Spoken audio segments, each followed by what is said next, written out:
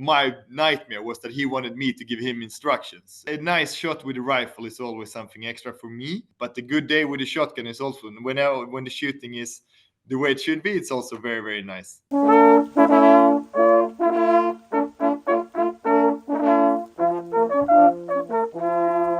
This is our second episode. Today I'm talking with Alexander Nordin from Aimpoint. He's a director commercial sales there. Hi, how are you? Hello. Thank you for having me. Today we would be talking mostly about hunting, of course, but about safety, shooting skills, and of course, Aimpoint.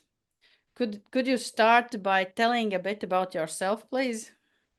So, as you mentioned, my name is Alexander Nordin. I live in the very southern parts of Sweden, and I've been hunting since I was about 15.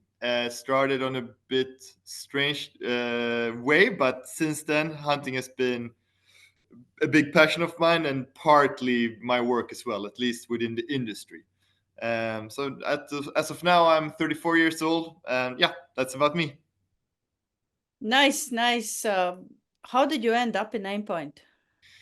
Um, Long story short, I was running together with my father a company where we were doing shooting instructions and also events within the hunting. Well, not hunting, based shooting. So we had simulators, one for outdoors and one for indoors, where we could train and also just enjoy ourselves and our customers. So through that, I met up with Eric Oz, one of our training instructors. So he approached me on a hunt. I came with a fully striped car with ads on it. So he came up to me, and I recognized him very much from Wild Boar Fever. So I got all nervous and everything, and he said, "Hello, my name's Eric. I would like to talk to you." And my nightmare was that he wanted me to give him instructions. He was one of the most well-known shooters for driven games. So I was young at that time, maybe 20. So I got very stressed out. But luckily enough for me, he wanted to take a closer look at the system we had, the shooting simulator, which was a Swedish developed system that was really, really good. Ended up that Aimpoint bought two systems, one for US, one for Europe. And then I helped them on a handful of shows to run the system. And then, long story short, one of my former colleagues got headhunted for a different position outside the company, and the opening for the Swedish market was up. So Lennart, our president at the time, asked me if I was down for taking care of the Swedish market, and I didn't have to rethink very much to say yes, I'm in. And that's now just over 11 years since. So you're basically in shooting sports too. Yeah, that was yeah, we did instructions on a low level, nothing crazy, but we have helped through that company. We helped a lot of people to understand what to do and what not to do and to create a hit, whether it was rifle or shotgun. So what's your favorite, rifle or shotgun or everything? Well, if you add everything into the equation, I say everything, but I think there's two different ways. A nice shot with a rifle is always something extra for me, but the way, at least in the south of Sweden, we hunt with a shotgun,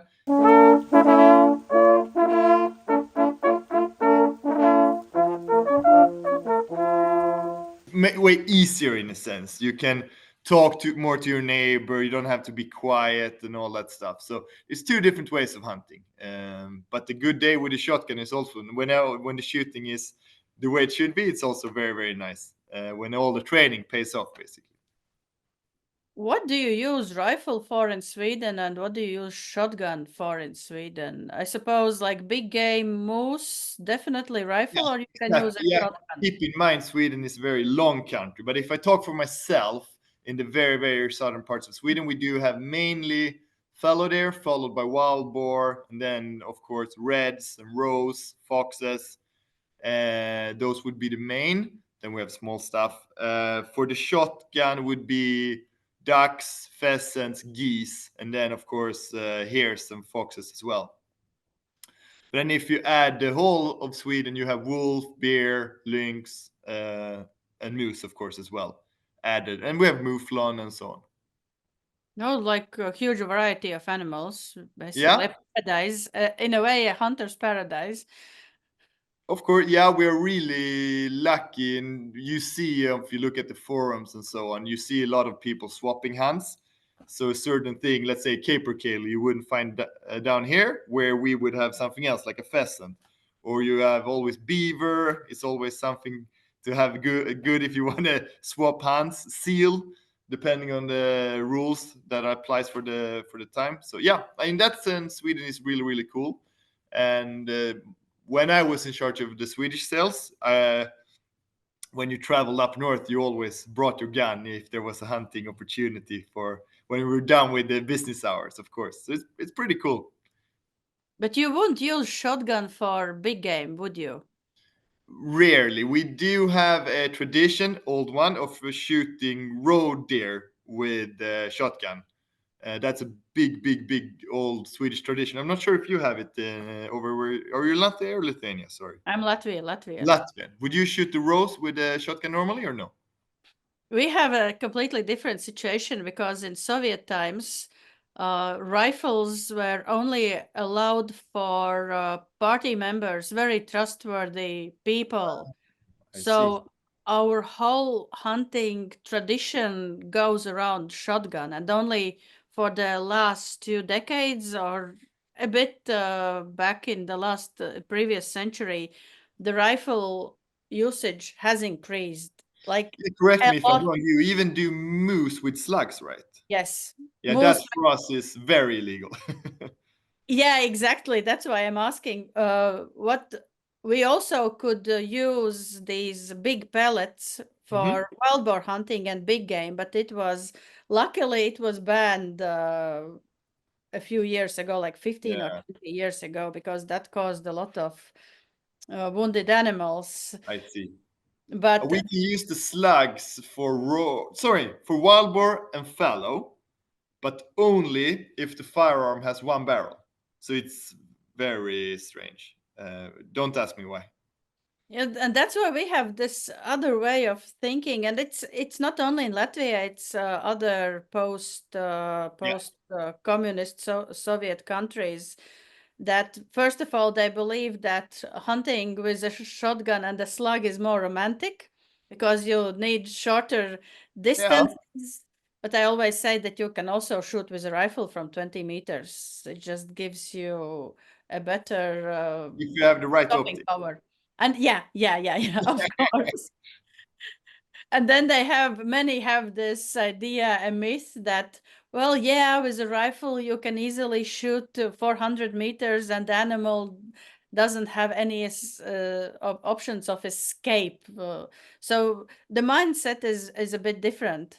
Yeah, And it's really funny. It's not funny, it's sometimes tragic that hunters buy a shotgun expecting that it would shoot straight with a slug, but it doesn't because it's mostly made for pellet shots. yeah, yeah, yeah. And then there's only one option you can use in this situation: Of course. Yeah. red dot. Yeah, yeah. But it's interesting. I mean, in between our two countries, there's a very, very small distance, but the differences in the laws are very And the noticeable. perception, and in the perception. So we came to the red dots and Aimpoint. Tell about Aimpoint. What's Yes, the what's the idea? What's the message? What's the product? the elevator pitch for Red Dot site or Aimpoint in particular is obviously making it easier to shoot, mainly on short to moderate distances. But it's up to the shooter how much he or she has trained and so on. But the basic things to keep in mind is to keep your both eyes open and focus at the target. And those two, you take kind of take one from the other. So both eyes open would be, most people have a hard time to do that with a magnifying scope. Keeping the focus at the target goes against everything you learn with iron sights. So of course iron sights has been in use for hundreds and hundreds of years, but as any product, the industry goes forward, and this is where red dots come into play. Obviously, again, you should most likely have a magnifying scope. You use that for certain types of hunting, but when you have animals or targets on the move, a red dot sight is the easiest way and the quickest way to aim your firearm. That's and yeah, all in all, the company has been around for 50 years this year, and we invented what today is known as a red dot sight. So before us, there was other optics doing kind of the same thing, but not in any terms as good and as efficient with the batteries, and you could see through the product. And if you boil all of this down to one term, it's that the product is parallax free. So you don't need to center the red dot in the optic. So wherever the red dot is, that's your point of impact. And that's a game changer. When you understand that, you understand why red dot has such a wide user base within all, basically wherever there's firearms, whether it's police, military, hunters, sports shooters, home defense, or wherever. Red dot is really beneficial for many types of shooting. You mentioned that your has a big celebration this year, 50 years.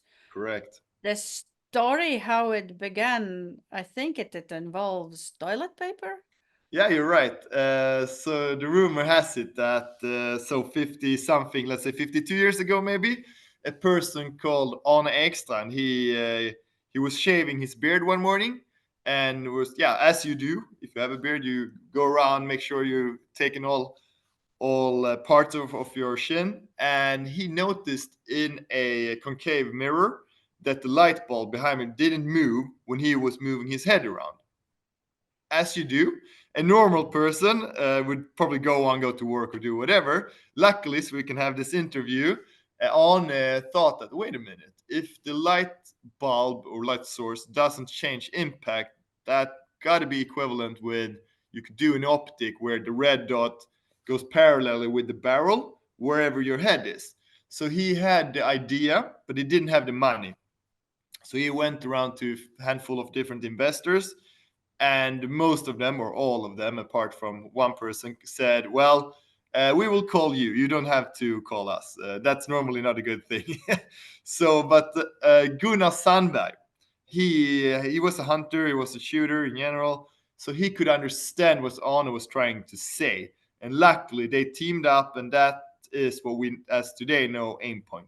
So they registered the patent, I think it was late 74 or early 75, I can't really remember, and that patent became Aimpoint.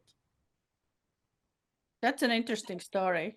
Yeah, it's really it started off with a true passion for hunting and sport shooting, and yeah, as I said, luckily it hasn't been a smooth ride from day one. It normally never is for a company, but it was a small company for many years. They started off within the sport shooting and hunting community. Then slowly but steady, they could convince military police to understand why a red dot is beneficial.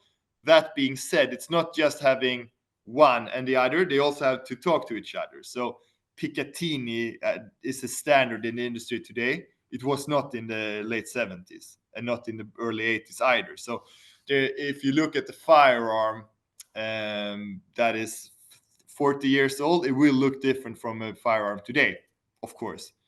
So yeah, it has been a cool journey. I've only taken part for the last 11 years, but still lots of fun. That's important anyway.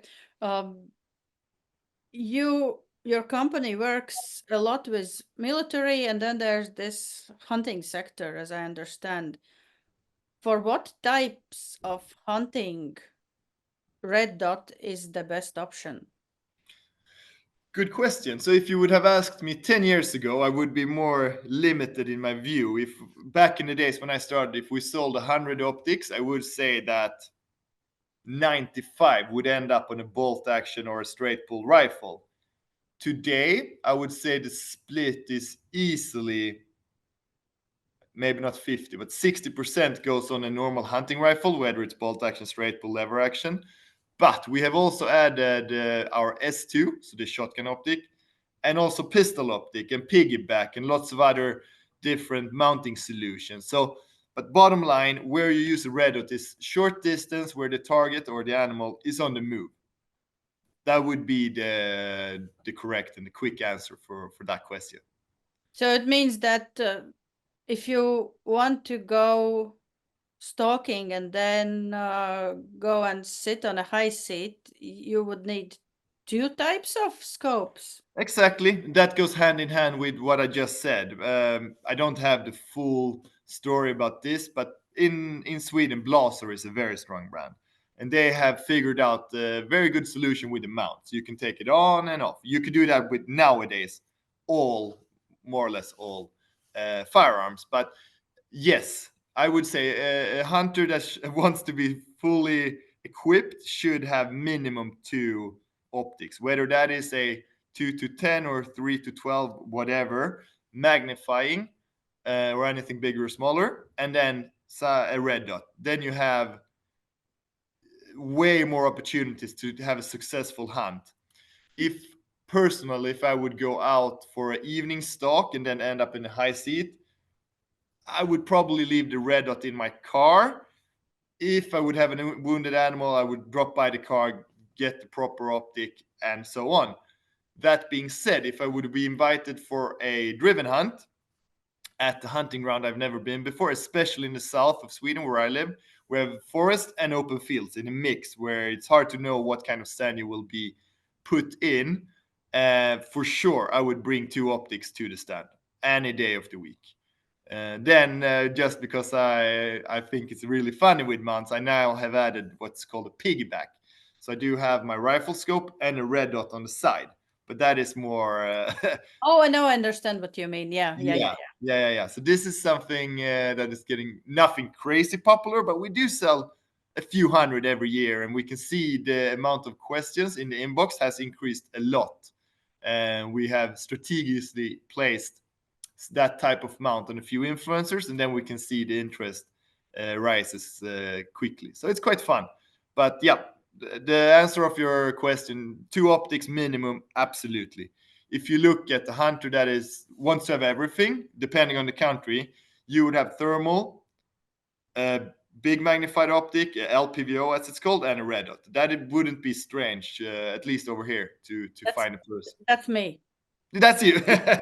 Yeah. So, but as I said, all modern firearms will have the opportunity to swap optics. So it's a huge difference since 10 years ago when that wasn't the case. But as of now, if you go into a proper gun dealer, they will help you to equip you with proper mounts and rings to be able to swap the optics.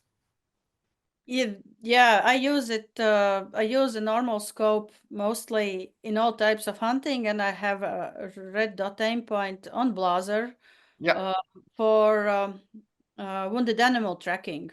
that's perfect. I, You correct me if I'm wrong, and I would assume you have a lot of woods in where yeah, you hunt. So and the maybe, thing and the thing is that I also use a silencer. It's legal in Latvia, so my aim point is zeroed on a gun without the silencer.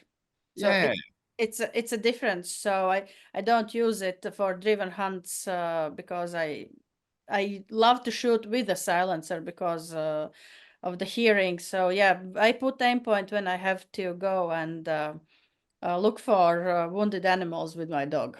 yeah, and then it's That's normally short distance, 0 to something. I don't know, 50. Yeah, yeah, and it gives you option also to shoot not only short distances, but there are situations when you have to shoot long distances as well. Agree. So yeah, we had a very like interesting experience with my dog this season. So yeah, we found a wounded deer, and with aim point on it, it was in 100 meters actually. It was really good. Uh, so next question. How Aimpoint lives on in the world where this digital idea is coming in, because with the day and night vision scopes and thermal scopes that are getting more legalized in different countries, people are putting away normal optical scopes because it's basically everything in one, and even you can make a movie, you can make a picture, the possibilities are limitless. That's true. I have actually not thought of it as much. If I would talk to my colleagues within the industry, let's say Swarovski, Leica, Zeiss, whomever, I think they are more stressed out about the thermal coming in as a big wave and especially taking a chunk of the wallet the hunter has for the year, whether that is €1,000 or way more. Still, a premium thermal is a lot of money. But for Aimpoint, it's not as bad, and I wouldn't say it's bad at all. We've seen nice increase in sales on the majority or almost all of our markets. And the thermal scopes are not, well, not say thermal, the digital scopes is probably the term I want to use, are not good enough, as far as I know, to do moving game, because they still have a refresh rate and they still sometimes need to, I'm not sure what the word is, but recalibrate the screen and so on. So I have not seen an impact at all for our market. But as you say, for daylight, bigger scopes, I think it's the digital scopes has had a big impact on the sales, but we haven't seen, to be honest. That's a new challenge in this world. Some new technologies coming in. We just in the previous episode, I was talking to Carl from Nutlink. He Yeah. said to tell you hi, and we were talking about other type of technologies coming in and helping in safety during hunting, in fighting diseases, in fighting invasive species. So Absolutely. this is a rather interesting world we are living in. It's like the question is how you balance all the new things with the traditional things, because hunting in a way is a very traditional world. Yeah, being a Swede and I've hunted here all my life, only the use of a hunting radio. I know we have lots of German and French visitors for hunts, and they think it's very, very strange to have a hunting radio. And then there's levels into that. Certain hunts you only listen. Other hunts you can tell your neighbor, well, there's a fallow deer calf running your way. Be ready from your 12 o'clock or whatever. So I can understand that there's huge differences depending on what you have from your background and what's normal in your home country. But that's only, I mean, hunting radio we've had for, I don't know, 30, 40 years, probably more. And if you add apps and collards and stuff, then it has evolved very quickly. Absolutely. It was a typical Swedish hunter from my perspective, how many I've seen. It's like you Yeah, have one antenna for the dog tracking system, another antenna for walkie-talkie, then a phone in the hand, red or orange bright clothing, and it's like basically from how you look, you could get connected to Mars with all the technology you have. dude, that's funny. Honestly speaking, I know when I started hunting, yeah, more than 15 years ago, we you thought you found some cool jacket from the States or some fancy one from Italy, whatever. You bought it, and then immediately you got upset because you didn't have the hole for the antenna. So that's, I'm not sure that's the reason why, but we have five, six, seven major hunting brands from Sweden, and they all have this little extra hole up Yeah, here. yeah. And then right hand and left hand shooters, you need two of them. So it's quite interesting that you mentioned how the average Even Swedish hunter. fjällräv, even normal hunting jacket for summer done by fjällräven has a hole here. Probably, Like, yeah, yeah.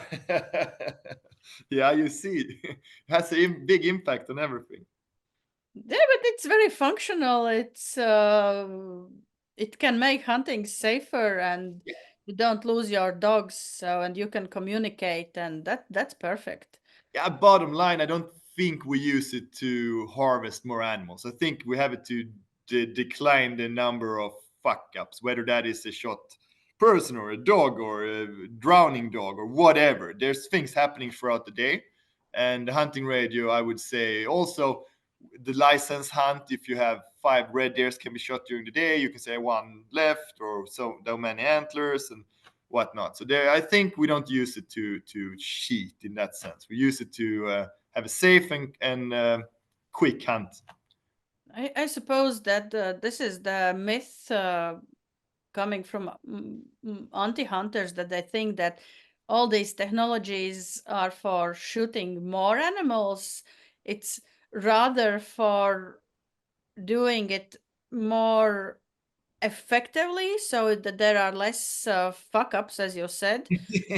Uh, from the safety point of view, from the communications point of view, and so you can hunt the specific animals Yeah, you want to harvest at that point. It's not it's more about quality, not the quantity, I yeah, suppose. I agree. Yeah, I agree. And I think that Aimpoint's one of the core values also would be not about to shoot more, but to shoot more precisely, if I understand it correctly. 100%. We have, as I mentioned, we have our training wing that travels the world making sure people use our optic the right way. So as we speak, we have people in Spain and I think in Poland to educate this round. It's only commercial persons, but we also have police agencies and military staff as well. So that being said, whether it's hunting a game or animal or bad persons, we want to make sure the optics are used in the right way and in a convenient way. Yeah. I saw on your webpage training tour 2025 on the Yeah, road with Aimpoint. exactly. That's Yeah, that. yeah, yeah. That's what's happening as we speak. Perfect. So, what is the right way to use Aimpoint? So the quick answer is always both eyes open, focus at the target. That's the core thing you gotta do to use it the right way. Then apart from that, there's a million things, of course, to think of. But I would say don't overthink. Just do what is natural. Let's say you have, which let's take a wild boar, medium-sized wild boar. You want to shoot it on the run. Normally, what we would educate is to look at the animal, sex and size it, obviously as a start. While you do that, you shoulder the gun. So you have the red dot kind of beneath or just behind the animal. Go up in the animal and get the red dot in the center, find the speed, find the correct swing or movement of the barrel, and then change your focus to where you want to have the impact of the shot. Where not the impact of the shot, basically where you want to fire the round, and then you move the dot to where your eyes are. So just did a 2-3 hour course in 10 seconds, but to there's plenty of stuff if you want to have a deeper understanding. Look online and there should be more than enough to get you to a decent level as a red dot shooter. But just make it easier. If you compare shooting with a scope and a red dot, first of all you need to find the eye box, as it's called, in the magnifying scope. Then you need to re-find the animal. Is it the sow? Is it the yearling 1 or 2? Because you have magnification, that might be tricky. With the red dot, it's instant. You see straight away, okay? Because you have the full view, you keep your both eyes open. So yeah, I could do this for hours and hours, but let's put a pause on that one. But somewhere there, if you don't have any follow-up questions, of course. Yeah, I'm thinking about it because for many hunters, the concept of shooting with both eyes open, even without the scope, it's it's something really weird. Hmm. Because even I, when I was started to do it, I was taught to aim, close one eye, and shoot at the target. What you lose by shooting with one eye open is the three dimensions. 100%. You lose the ability to evaluate the speed Yep. and of the target. And what I use as a metaphor usually is like when you drive a car, Yeah. you don't drive with one eye closed. You I used drive. the same one actually, so that makes sense. Yep.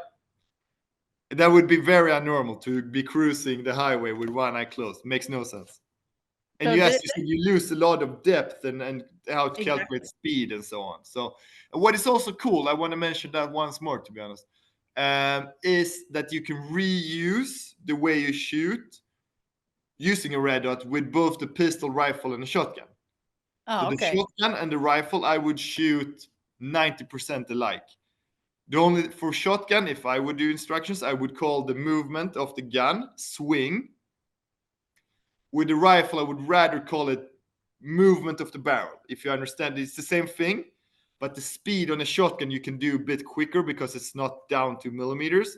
Where with the rifle, I want to do slow or more controlled, movement. So, but the way I would approach the target is almost alike. Then pistol is rarely on the move, can be, but normally it's targets, paper targets that are on the IPC courts or similar.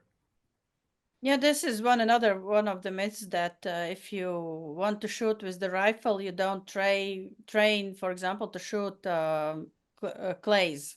Yeah, and I don't agree, but I also have red dots on all my firearms. But if you have a big magnifying scope and then just a rib on the shotgun, of course it's harder to find the similarities, but they are there if you shoot with the same kind of technique, which of Yeah, course is beneficial to learn to get the muscle memory of how to work your gun in comparison with the target. I'm a clay shooter, so I use the same technique for the rifle. Yeah. I don't I one type of hunting sport shooting discipline I hate is running moose. Yeah. Just because it's very hard for me to switch the Yeah. thinking, because normally you would aim like the target in the center, and then you try to aim for the beard, or for the wild boar it would be the snout or something. For Correct. me, it's I hit where I aim because of the movement for clay shooting. That's the Exactly. difference. That's the only Yeah. difference. Yeah, that's very true. What I said, for the shotgun, I use the swing, which is quicker. For the rifle, I use more of a controlled movement, and those can be a little bit hard to get to work together as a team. But if you manage to get those and keep them apart, but still using the same technique, I think you can get really good at with both platforms. Yeah, yeah, absolutely, 100%.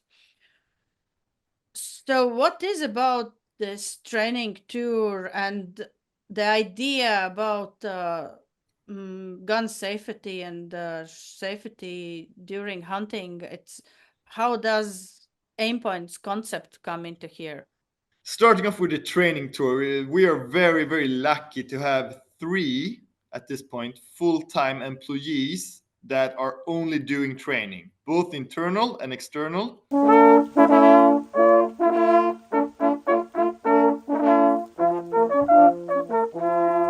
So we have three persons that are fully employed only to do training. So every year we keep 4 weeks spare for the commercial market. We have our bus that we drive around Europe to educate staff, owners, and personnel on the use of red dots on Aimpoint sites, which is a similarity. So what we want to do with it's a lot of effort. We're driving many hours, but the output is that the person behind the counter could also be the owner of the shop is convenient and has good self confidence talking about our product when the person asks questions about it. And we once again have made it wider throughout the last years. So if you would be invited to one of these days, will be most likely both pistol, carbine, rifle, and shotgun, plus PowerPoint and all the theoretical parts, zeroing, torture test, water test. There's lots of things to it to showcase that the Aimpoint has a kick-ass product and a really nice team behind it. Whether it's sale, training, marketing, after service, we want to make sure people understand why Aimpoint is the thing to have while you go, either for driven hunt or for going after wounded animal, whatever situation it might be. And what about the safety issues? What do you see the biggest problems talking to hunters from this perspective? It's a wide question, of course. If you look at certain countries, they have more incidents where others have less. That could be both the person, but of course the organization as a whole. But if you look at our product, rather, it's easier for me to talk about. Once again, both eyes open is a game changer. I can see you have looks like a German Rata, Drata. right? Yeah, yeah, Yeah, yeah. they are quick and they love wild boars, normally at least. So you could easily have a situation where you have the sow and I don't know, three freshlings, yearlings, whatever. With the size of your dog and the speed, could easily be in the pack in a split of a second. If you're in a magnified scope with one eye closed, that could be very, very, very bad. So one thing with Aimpoint, and once again, I don't say this is the optic you should have for any type of hunt, but for things that are moving, a red dot sight is superior in 95% of the cases. That's really the way I see it. And also, if you look once again for you tracking down wounded animals, I was talking to the Swedish hunting organization. They have a small niche of people that work as professional hunters. They drive the big estates, and they've seen on statistics that the number of wounded animals, if you put the limit at 60 meters, 50, 60 meters for driven game, decreases so much. Oh, if really? you if you let persons shoot at 100 meters, remember 100 meters is a far distance. If you add stress, maybe dogs in the packs, people, animals that might start move out of whatever because they have already been pushed. So if you put the limit and focus at all the animals below 50 meters, you will most likely shoot more animals, and you 100% have less wounded animals. Oh, really? Yeah, it's quite Very interesting. interesting. So we have That's actually added on all our hunts, we've added, I think it's six, might be 70, but I think it's 60 meters as a maximum distance. even with a rifle. Correct, because we are at fairly good hunting grounds. So if you, I wouldn't say spoil, I use another word, but if you take the decision to shoot at 100 meters, you might as well just ruin the situation for something that is approaching you in a closer distance because it said bang from the rifle. So I think it's 60 meters is our limit now. Then if it's 61, we'll not be super angry. But you don't want to have a wounded animal with a first blood at 110, because then you've obviously not listened to the rule. And we have seen zero decrease in the game bag over the years. So quite interesting, actually. And once again, we don't want to have wounded animals. So if we can reduce that number in any way, we will do it. That's interesting. That's Yeah. really interesting perspective. That's quite cool. Yeah, you should try. Limit yourself to only I mean, if it stands still at 80 meters, of course, and you have all the rest and everything, maybe that's okay to take the shot. But running more than 60 meters, the risk of having a bad output is very, very high. It increases with every 10 meters, I think. Exactly. Yeah, that's one good way to put it. Yeah. Perfect.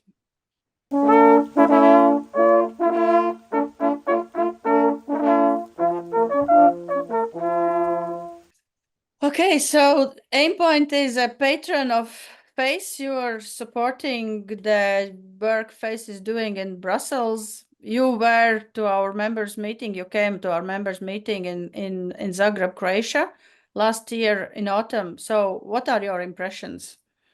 I must say, as I have mentioned earlier, I've been in the industry for just over 10 years, and I've been a hunter for soon 20 years.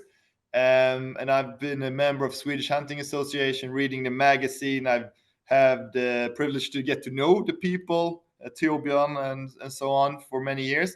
But that being said, when I came to Zagreb and took part of the meeting that was open, I understood why every single euro that we send over to the FACE organization is so important, because the number of strange rules that can and unfortunately will happen, whether we want or not, is huge. And certain things, like, I can't remember exactly, but it was something with the temperature, with the dogs or something like that. It's basically the end of hunting, at least the way I know it. And I can't remember who said it, but he summed up the meeting. But let's all work together to make sure that our kids can experience hunting the beautiful way we have done it for generations. And that was, it really hit me in a certain place, because I just got our first baby, and looking back at that 60 years ahead, there could be lots of strange things going on if FACE and many others won't be able to get the regulations where we want them. So yeah, thank you for all your work. Yeah, the regulations you mentioned, and just recently there was a vote on it, and FACE had managed to stop really weird stuff going into regulations. As you mentioned, it's concerning pets, cat and dog, the welfare of cats and dogs, but the way they had started to create this regulation was more Spain oriented, where temperature is actually important, but the temperature limit was like plus 10 to plus 25 or something.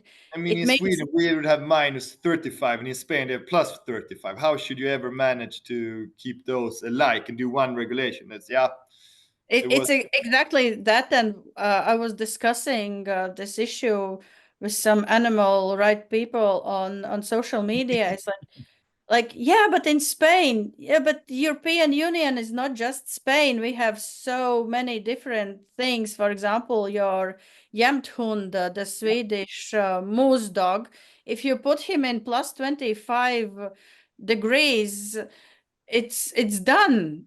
It's It the end. feels it feels absolutely fantastic, minus 20, minus 25 because of the Yeah, physiology. even for me, living in Sweden, I go up to the north, I stay at some friend's place, and he let his dog sleep outside when it's minus 10. I was like, dude, maybe you should let it in. No, no, he's happy as we could ever be if he gets to sleep, smell, and be just cold and enjoy his little thing. So, yeah, one of those, I mean, the lead ban, of course, no one wants to have it probably, but it's not the end of the world. But such a thing, which seems, if you just hear about, yeah, temperature for dogs, whatever, but that would really be the end for both Spain, Sweden, and so I'm not sure if you have a country where it's always 10 degrees. I haven't been there at least. No, and it also had included the necessity to regulate the humidity in the transport when you transport Possible. a dog. It's impossible. Yeah, Yeah. basically, it's impossible. What's your idea on lead ammunition ban? There are many people using lead-free ammunition in Sweden. Yeah, I hope I'm not lying now, but I think Denmark is kind of the forefront for the ban. So they are our neighbor. From here, they're 25-minute drive. So then I'm in Denmark. So for us, we've been impacted by it, and we've had a number of ammunition that has been imported in Sweden to get tests going and so on. We have had a ban on clays for as far as I can remember, at least. So it has always been steel, and the number of fancy shotguns that always is a topic in Sweden is reduced to nothing, at least for sports shooting, of course. Then for hunting, certain people might want to use lead for a certain firearm, but I I don't know. I'm not the politician. I'm a sales rep for Aimpoint, so I can see the trouble with it. We talk once again about the group of professional hunters. They can see that the rifle shots are way more bouncy, so very more dangerous, especially for us using a lot of dogs, and has a good number of stone in the ground. So that of course can be trouble, but I'm probably not the one to answer that question. For me, if it could stay the way it is, I would be very happy. But most likely it won't. There will be lead ban one way or the other, if I Yeah, understand it correctly. yeah, what I hear you say is that there are many hunters are already using lead-free ammunition. I would say 20-30% without having any base for it. I would guess 3 out of 10 most likely have tried. I've tried one box last year. Nothing, whether it was good or bad, couldn't tell. The animals dropped within a number of meters. I think that the most important message in this situation is that to provide that the regulation that come out, they are fair, Yeah. real, Yeah. understandable, Thoughtful. because they want to ban calibers that don't have actually good alternatives yet. And that's of course, yeah, we have the 6.5 Swedish, which is on the border for our, we have 2,700 joules, the impact at 100 meters. And that one is really on the border if it can reach what we Yeah, call class one to hunt moose. I think that one has actually been adjusted, but I fully agree with you. It has to be connected with all different countries and regions so it's applicable. Otherwise, it's very hard to implement. Now, when but you mention it, we did get a new law actually that was totally not understandable. With lead was not allowed to drop a certain distance from water. 100 meters. It's a What is buffer zone. more, if it's raining or if it's a small river, no one knew. So it was just chaos for the first year. And now I actually don't know how people treat it. But yeah, you're right. Such a law is very strange because it's really hard to understand how it should be implemented into a certain market. Especially in our countries. Again, we compare Spain to our countries. In Spain, probably you will know where there's a body of water. For us, after the rain on the field, there is a puddle and Everywhere. there isn't a puddle, and you cannot be closer to 100 meters from this puddle with lead pellets in Yeah. your pocket, basically. So Yeah, yeah, yeah. how can you know it? That's the question, and that's an Okay. Then you example. have the same thing as we have. This law was just a nightmare. Yeah, it comes from the regulation. It comes from the European regulation. And this was an example that the law is not understandable and it's not fair. And it's basically you can't know where the puddle has appeared. Anyway, thanks to Aimpoint for supporting what Phase does. It actually impacts our everyday life, the way we hunt, much more than people actually imagine. Fully agree. So, what's your favorite type of hunt? Hmm. A good driven hunt with good action for wild boar is hard to beat, I must say. But there's that being said, I love go to Africa. I love to go on a pheasant shoot with friends or a evening flight for ducks. And there's in the springtime to go out for beaver hunt. So phew, I just love hunting and everything around it. If that's the answer you can take. I understand you. I completely understand you. What's a hunt you would love to experience and you haven't yet?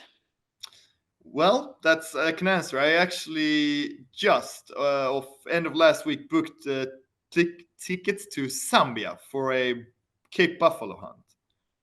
So that has been is on my bucket list to shoot the Cape Buffalo. Has been since I was just over 15, in between 15 and 18. It was added, and now hopefully beginning of November I can get it off the list.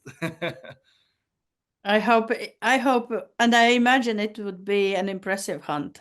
I think so. Yeah, it's I have one right here. I can see it's not mine, but it's an impressive animal. And when they lower their head and put your eyes into it, it looks cool. Then I would love to do Scotland. I haven't done Scotland in the Highlands. That looks nothing crazy, but would be cool to experience. I think. That's magnificent. I've been there.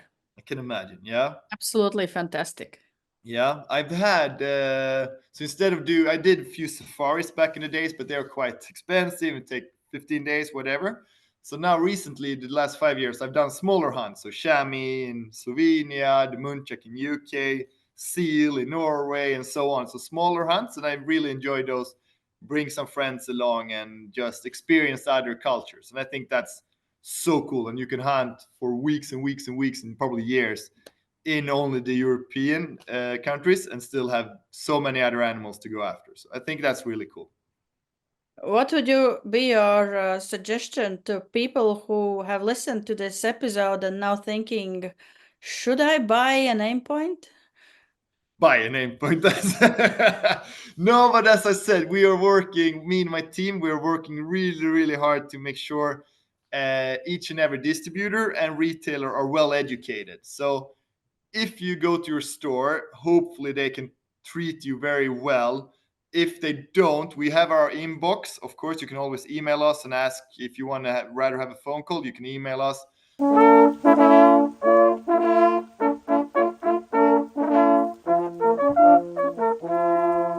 And the best way for people to find you, to follow you, to find about information about Aimpoint. Website is probably the easiest, and then you have everything: Facebook, Instagram, YouTube. I should actually say we put a lot of effort into our YouTube channel with different videos, whether they're instructional or just feel good hunting films. So there's a good chunk of hours you can enjoy in your if you have vacation now during the summer. Some nice wild boar hunts and some bird hunts, and also some moose and other animals. And where people could find you. And Myself, normally that would be my Instagram. So I think it's Nordin Alexander, Nordin.Alexander. There's I'm not super active, but there's a number of harvested animals around Europe and also US and Canada. so you're also on LinkedIn, I suppose. I And am. Yeah, Alexander Nordin. Correct. Yeah. Yeah. Don't be shy. If you have any questions about mounts or piggyback or anything, I'm happy to help. I think the mounting thing, I think is a lot of fun. So if you have any tricky thing, don't be shy and send it over. perfect. So thank you very much for this talk. Thank Uh, you. And once again, thank you for all the effort the FACE and all the employees and the staff around Europe putting in because it's well needed. Thanks. And I've learned a few new things. That's also very interesting. Thank you for telling these Pleasure. things. If you love what we do, you should like, subscribe on all our social media, share the information, bring the good message to the world about hunting. And yeah, thank you very much for discussion and see you soon. See you around. Bye.